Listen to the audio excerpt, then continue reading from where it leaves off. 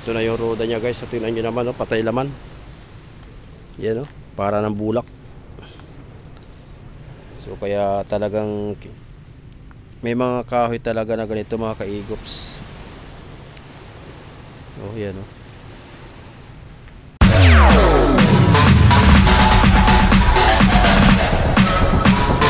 TikTok All-Star.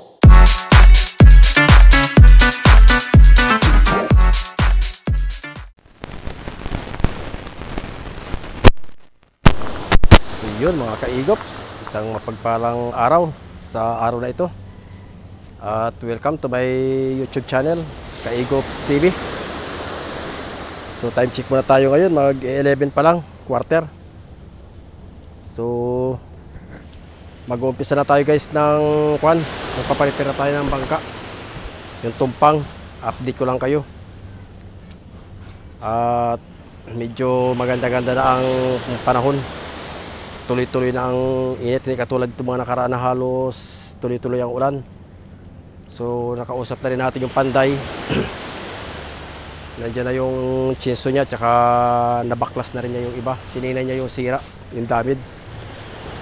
So doon sa mga viewers ko, i-update ko kayo lahat dito sa paparepair kong bangka, para may ideya kayo kung sakaling kayo ay mga nagdaragat o kapwa-fishing o may bangka kayo na ganito kalaki.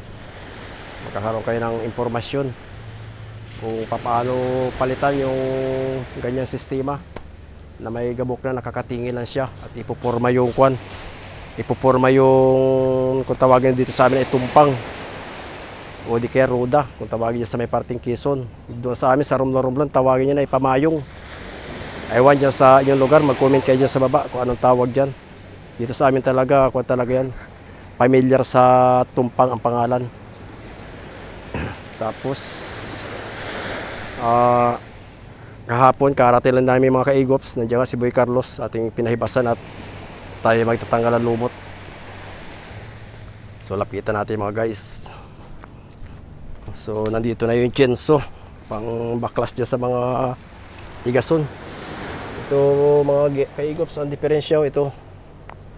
Yan, yan o, para ng bulak. Pero doon sa may parting taas, maganda pa yan. Yan o.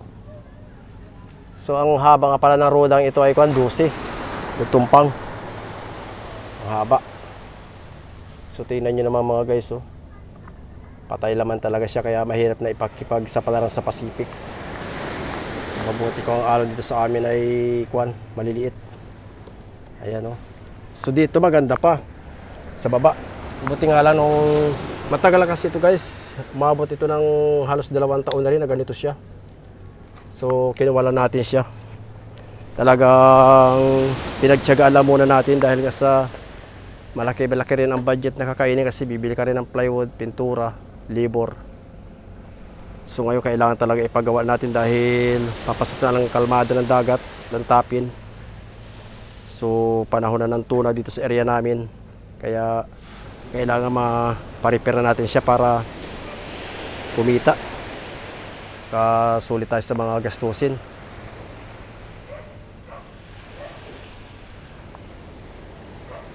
So pero ang forma nito mga kaigops hindi rin magbabago, siya lang din yan. Dahil nagtanong-tanong tayo sa gagawa nito na kailangan ang forma niya ganito lang din, hindi pwedeng baguhin kung okay pa naman itong kahoy, para hindi na tayo gumastos ng malaki. At saka yung panday naman talaga na gumagawa ng ganito ay tested na, marami na siyang bangka na ginawa na hindi na bago ang forma. Kung ano lang yung forma niya dyan sa taas, kung anong forma niya pagkalapat, yan ang susundan niya. Yan, kaya so maganda. Kasi doon sa napagtanungan natin, yung iba kailangan baklasin daw ito. Baklas, panibagong sit up. So daming kahoy ang kakainin dito. Tapos plywood, ilang plywood yan? 4 agad yan, kabilaan. Tapos flooring sa taas. So ito naman, ang gagawin lang dito, kakatingin lang ito guys. Tapos dugsong lang yan dyan. Pako. So makakatipid, pero matibay. Garantisado siya. So nandoon pa yung panday natin sa kabila at kinukuha yung kwan, kinukuha yung kanyang mga gamit sa kabilang bangka. So unang episode ito guys, dito sa bangka nating paparepair si Boy Johan. I-update ko kayo hanggang sa ito ay matapos, hanggang sa ating ilulusong. So yan ay papalitan din natin ng pintura. Gagawin din natin kulay orange na. So pero baka magbago tayo ng waterline, parang maganda ang puti, matingkad. So yung green na yan, sa halip na kulay yellow ay gagawin natin puti para babagayan. So pipinturahan muna natin ang kulay orange lahat para kumapit siya. Tapos yung siguro ito pansamantala lang itong pangalan ito guys, maganda pala ito puti para labas na labas siya. So pag hindi naman ito naapektuhan, so ito na muna yung gagamitin natin pangalan. Huwag na muna papalitering kasi mahal din magpalitering. Baka kapusin naman tayo sa budget. Tapos yung hindi muna natin kakalasuhan dahil sa para mababa sa buhangin. Kasi pagka ating kinalasuhan yan tataas, may hirapan yung panday, gagamit pa ng hagdanan. So jajaka lang naman natin ito kasi nakabaon na yan, oh. Ayan, nakabaon na siya. So madali na naman yan, by ko naman tayo may jack. Yan. Tapos magpapalit na rin tayo ng ito yung daylasan, pipintura ng tarik. Isisimulan natin yung mga lumot-lumot na yan para igops na naman ang dating. So may 3 araw tayo, may 4 na araw tayo pahinga dahil nga sa malakas pa ang dagat sa bukas, pitsa 7, 6 pa lang ngayon. So kaya pinahibasan natin yung bangka na tayo magtatanggal ng lumot. So habang nandito tayo sa tabi, dito muna natin pupukus para mautay-utay. So sana kahit kuwala muna yung mga dapat nang i-repair ang uunahin, saka na natin pinturahan yan basta mabula yung tumpang. So estimated ko yan pagka medyo kinapos tayo sa budget ay baka mga first week ng May. So sana pagka kuha naman pagtuloy-tuloy, baka April, dapat sana talaga April ang schedule yan para magamit natin kaagad. So yun guys, abang-abang na lang at i-update ko lang kayo sa mga gagawin niya sa bangka, sa mga viewers natin, sa mga subscriber. Paki-subscribe naman dyan kung napadala kayo sa ating channel. At syempre shoutout sa inyong lahat, sa mga viewers natin dyan na walang sawang sumusubaybay at sumusuporta. So yun guys, good morning. So kadugsong ng ating vlog dyan sa ginagawang bangka natin kay Boy Carlos, ay kay Boy Johan. So kahapon mga ka-egops, nagpahibas tayo at nagtanggal tayo ng lumot. Ayan, oh, pinahaplosan natin ng pinahaplosan natin ng sunrocks para gumanda, matanggal yung mga ugat-ugat ng ng lumot. Ayan, oh, ayos na naman. So kagabi pabalik-balik tayo dito, gawa ng nagkukuhan tayo, nagpapataib. So kwarto pa lang ngayon, kaya ang dagat hanggang dito lang, oh. So baka mamayang hapon lumutang ito siya. Pero sa ngayon guys, magandang panahon. Sayang nga lang at hindi tayo nakakuhan. Isang araw na lang ito. 2 araw ay nalakas-lakas ng bahagi amihan.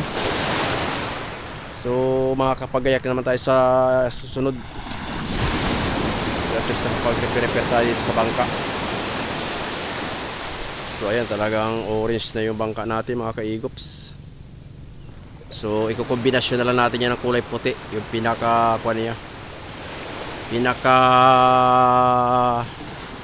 pandagat. Ito gagawin natin puti para maganda. Ito, yan, papaguhin natin yan. So sa ngayon hindi muna dahil kapipintura pa lang natin. So magpipintura tayo dyan ng mga buwan ng May para medyo sulit-sulit na rin. So ginawa natin yan, tig isang hibo lang yan. At para pagka hinibuan natin sa susunod ay 3 patong. So lipat tayo guys sa ating isang bangka. At binaklas na ng panday yung tumpang nito, yung ruda, kahapon.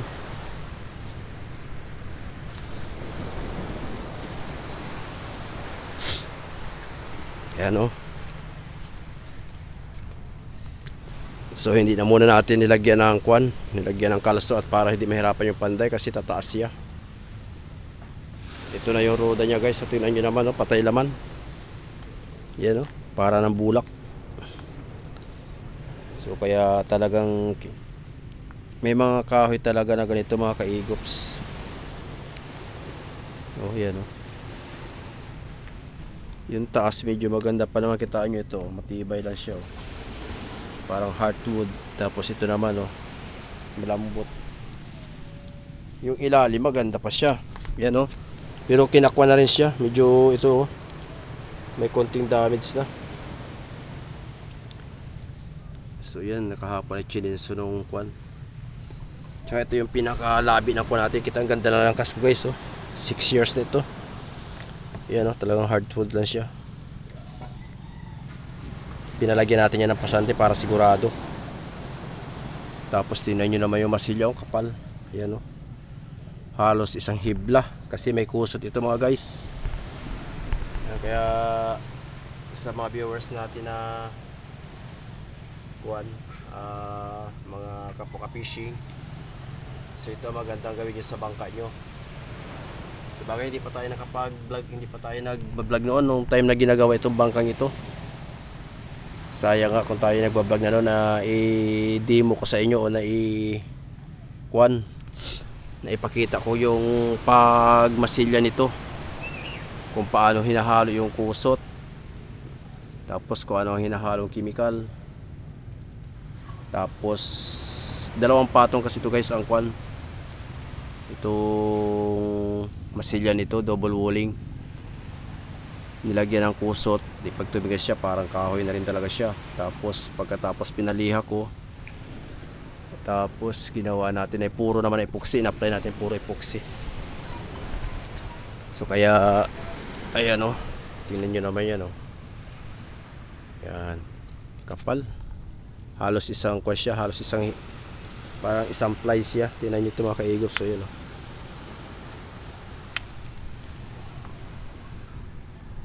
kapal ng masilya ito. Yan guys oh, gaano kakapal yan oh. Ayan oh, yan. Tingnan nyo naman itong kahoy na ito guys. Tingnan nyo naman, talagang alanganin na ipag sa palaras sa Pacific. Baka tayo pag-abutan. So hanggang doon sa may taas pinutol. Pero ito guys, paputulin pa ito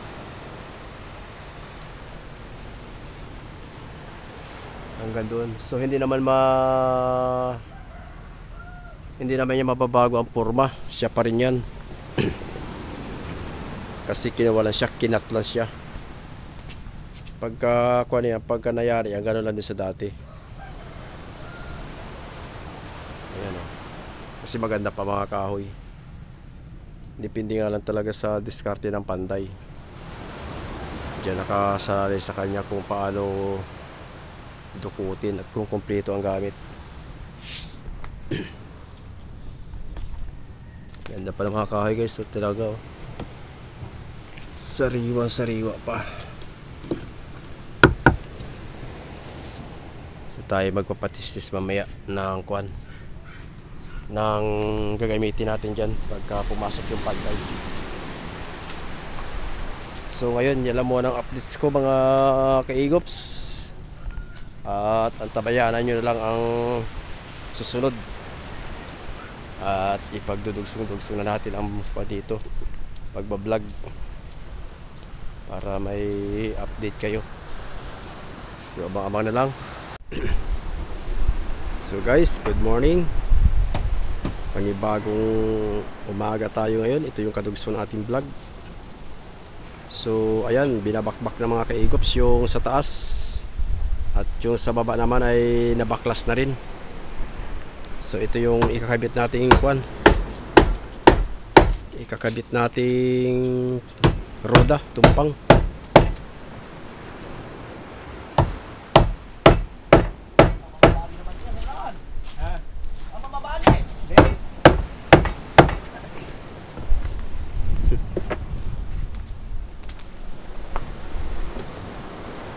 Tibay pa yung baba sa taas, ano? Yan lang talaga nagka-diferensya yung kwan. Oo, balik na talaga. Ako anong kakahoy ang tumpang na yan. Sobrang laki ang kapal ng alamay. Banakal. Banakal yung nabulukay. Yan. Ayun, basta sabi lang, maganda daw. Tumpangin daw ay. Ito nakakabit na yung tinanggal. Ay, ito. Alamay yung nabulok. Banakal ito, banakal. Maganda rin ba kayo banakal? Ay, mahina. Kahit anong kahoy. Una nabulok. Ah, Yung alamay. Kahit payakal. Basta una nabubulok ko yun.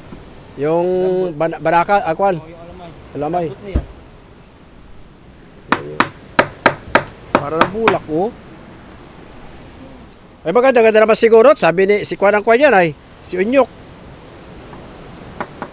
Ay, hindi ko mamakuha na malambot na kahoy. Ay, magaan. Oo nga, ay magaan. Anong kakahoy ka ko yan magaan. Kasi pagka dapat mabigat siya, no? Pagka yung mga Di, hardwood. di ba ka magaan na siya at nalinis na ay? Pero kung magarilaw, yan, maganda. Kasi ang magarilaw, magaan. Magaan. Ay pa, manggarilaw yan. At sabi ko, tumpangin. Ay si, kung naman nag-order yan, ay si Joel. At siyang kausap.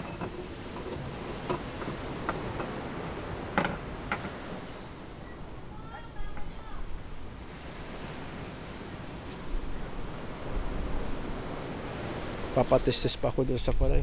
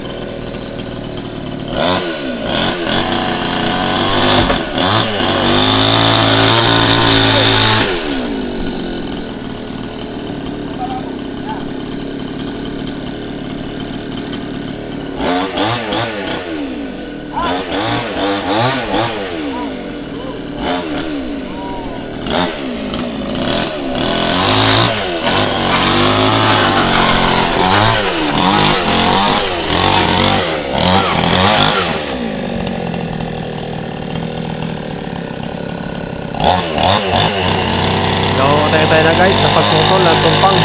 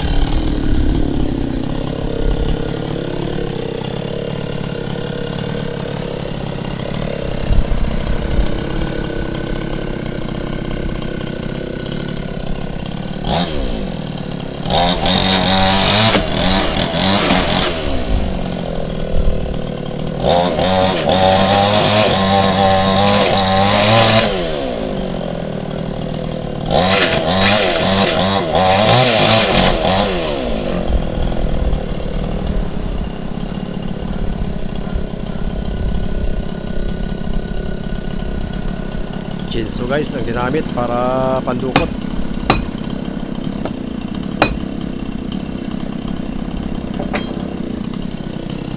Matigas pa rin sana ang taas, ano?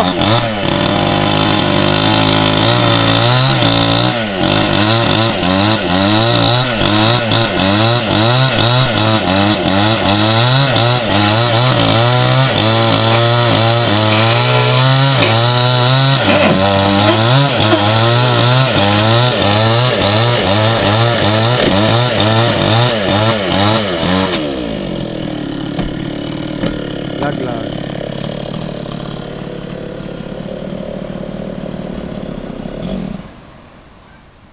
Matigas pa sana ang taas ay. Ito ayos na oh. Wala nang sira. Ay, oo, buo na siya, no? Hanggang dito lang may Oo. Pag meron palang ganyan patay naman, dyan talaga mag-umpisa, no? Oo. Ayos, solid na yun, ay, oh. Ito ay, yung alamay nga ito.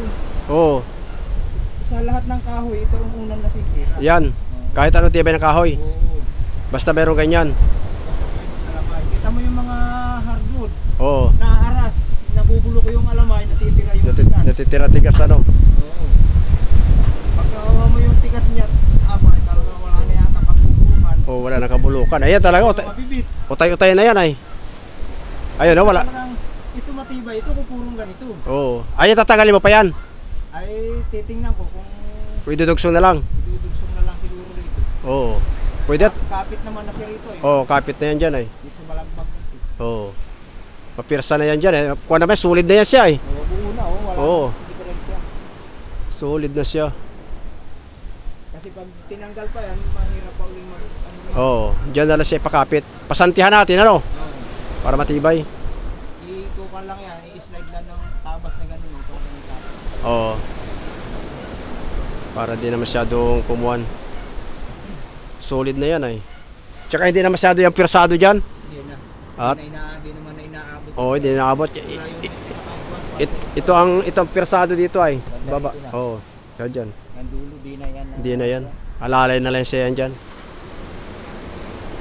Git na ang pirsado dyan, eh.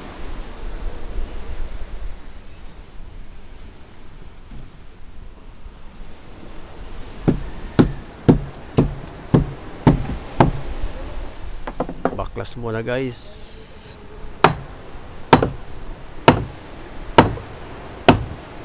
Iyan, taon pa rin sana rin yan. At nasa taas naman na yan, ay.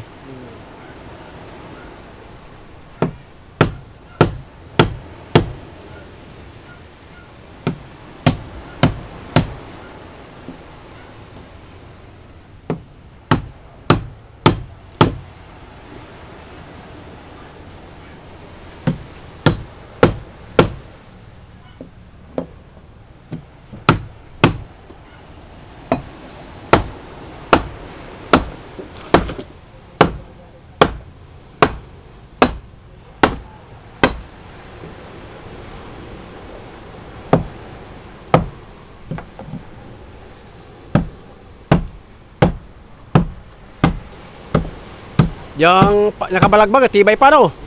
Oo.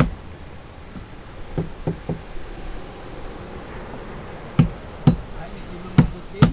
Nahahawa na, no? Hawak. Nakahawa pala, siyempre, kuha na siya, eh. Gagato. Papalitan na rin. Oo. Nahawa dito eh, sila. Nahahawa siya. Ito kasunod ah, susunod pa rin. Oo.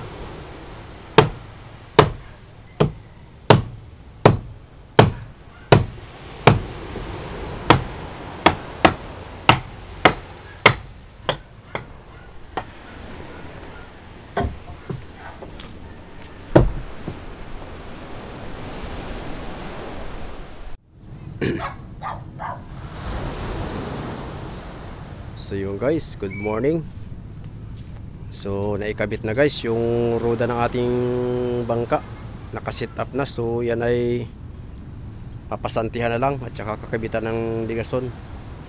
Yan ay pinurma lang muna ng Panday kahapon, maghapon siyang gumawa. Ayan o.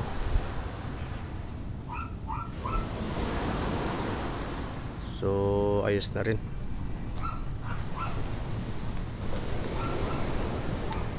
Tapos ito guys, talagyan natin ito ng pasanti para matibay.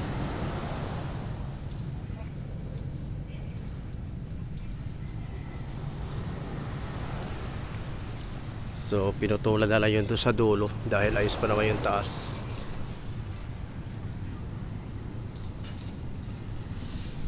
Tapos papadagdag tayo ng ligason dito. Ayan, isa. Tapos dito para matibay. Para pa siya matibay sa kaldagan.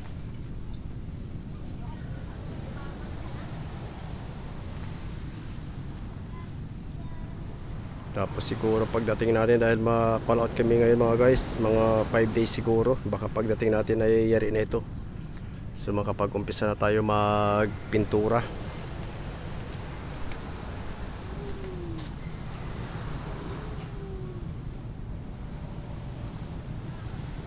So abang-abang na lang mga kaigops.